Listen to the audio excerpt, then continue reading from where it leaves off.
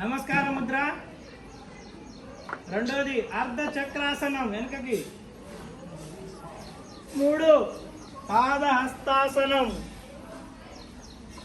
Right leg వెనుకకి.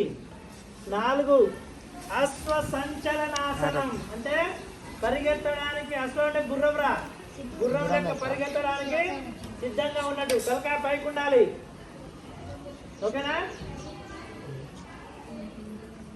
Next 5 శశంగాసనం, తలకాయ కిందికి ఆనాలి.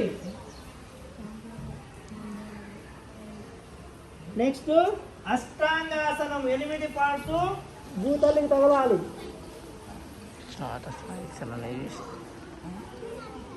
నెక్స్ట్ భుజంగాసనం, మొత్తం కిందికి ఆనాలి. మ్యాక్సిమం స్ట్రెచ్ చేయాలి. షోల్డర్ పైకి లేపాలమ్మా, చేతులు స్ట్రైట్గా ఉండాలి. ఓకేనా? నెక్స్ట్ పర్వతాసనం, మొత్తం హిప్పు పైకి వెళ్ళాలి, తలకాయ లోపలికి వెళ్ళాలి. నెక్స్ట్ రైట్ లెగ్ ముందరికి అశ్వ సంచలనాసనం,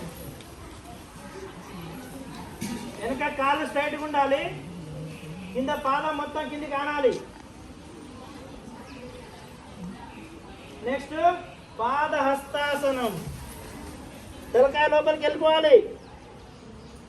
నెక్స్ట్ అర్ధ చక్రాసనం. నమస్కారం.